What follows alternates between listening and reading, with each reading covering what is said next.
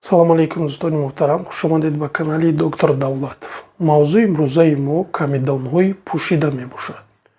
Камедонҳои пӯшида чист? Камедонҳои пӯшида яъне ки ин нодуруст инкишоф ёфтани эпидермиси пӯст мебошад, ки ин меорад ба маҳкамшавии фолликулаҳои мӯй. Ҳангоми маҳкамшавӣ сурухиҳои фолликулаҳои мӯй, ки ин меорад ба монеашавии баромади равғанҳои пӯст. Дар 85% ҳолатҳо камедонҳои пӯшида асосан дар синни соли то 25 солагӣ, яъне ки ба вуҷуд меояд ва баъд аз синни соли ки 25 солагӣ инҳо метавонанд худ ба худ нест шаванд. Яъне ки аз чӣ вобаста аст то синни соли 20 солагӣ, 25 солагӣ? Ин вобастагӣ дорад аз тағйиротҳои гормоналие, ки дар организми инсон дар ин синни сол ба вуҷуд меояд. Якчанд сабабҳое ҳастанд, ки ба пайдошавии камедонҳои пӯшида меоранд. Яъне ки пеш аз ин сабабҳоро шурӯъ кардан, ба канали мо обуна шавед ва тугмачаи лайкро пахш кунед. Сабаби якуме, ки ба пайдошавии камедонҳои пӯшида меоранд, ин наслӣ, сабаби наслӣ мебошад ё ки генетикӣ.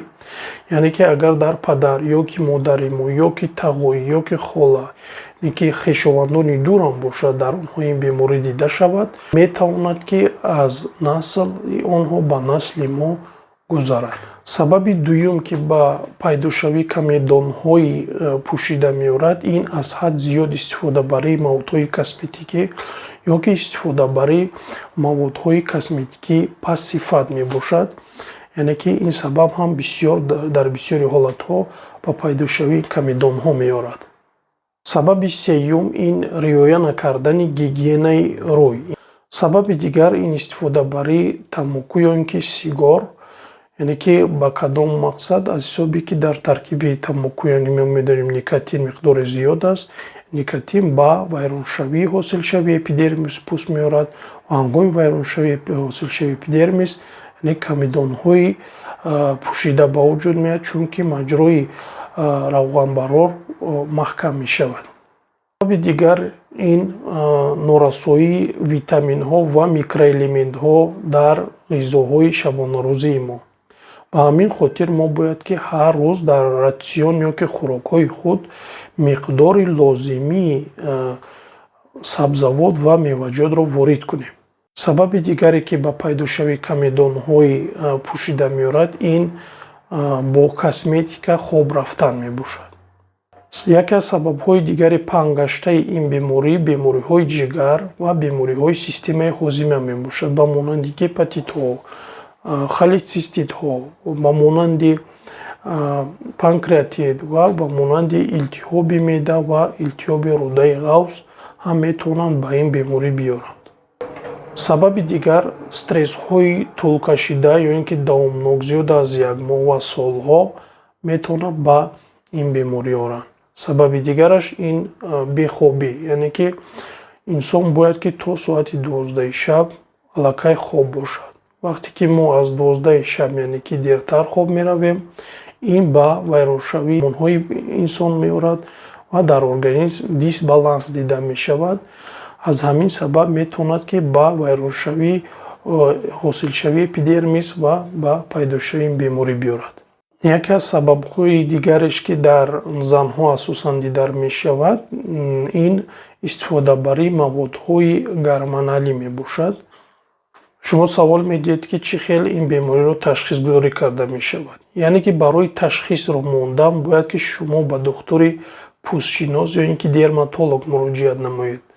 Яъне ки агар шумо ба духтури пӯстшиноси бо таҷриба муроҷиат намудед, онҳо ҳангоми суҳбат ва назаргузаронӣ аллакай ташхиси шуморо метавонанд муайян кунанд ва ҳангоми лозим шудани ташхисҳои, яъне ки таҳлилҳои хуни мо лозима ва гузаштани муоинаҳои лозимӣ метавонанд ташхисро боз пурратар намоянд. Тарзи табобати камедонҳои пӯшида. Пеш аз ин тарзи табобатро шурӯъ кардан, тугмачаи лайкро пахш менамоем ва дар канал обуна мешавем.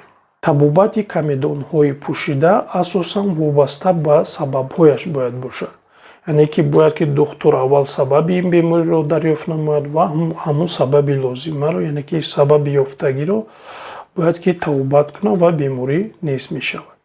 Яъне ду намуди асосии тавбати камедонҳои пӯшида мавҷуд мебошад: тавбатҳои косметологӣ ва дуюм тавбатҳое ки вобаста ба сабаби беморӣ бартараф карда мешавад.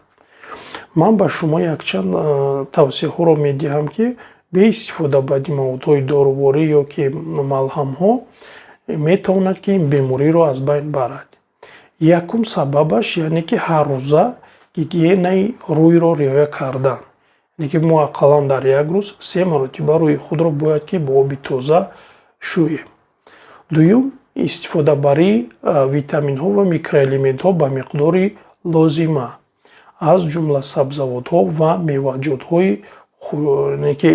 сифати хуб ва бе маводҳои доруворӣ инкишофёфта. Ин барои духтарон ҳаминро гуфтанӣ ҳастам ки барои пайдо нашудани ин беморӣ бояд ки аз маводҳои косметикӣ кам истифода баранд ё агар истифода бурданд аз маводҳои косметикӣ баландсифат истифода баред. Ва ин методҳо бошад методҳои косметологӣ мебошанд ки барои тоза намудани камедонҳои пӯшида истифода бурда мешавад. Дар охир гуфтаниам ки барои пурра нест кардани камедонҳои пӯшида ва сабаби онҳоро дарёфт кардан ба духтури дерматолог ҳатман муроҷиат кунед. Дар канали мо обуна шавед, лайкро зер кунед, фикрҳои ва андешаҳои худро дар зери комментариҳо нависед. Ба шумо кадом мавзӯе ки лозим бошад, мо он мавзӯъро ҳатман видео карда мебурем.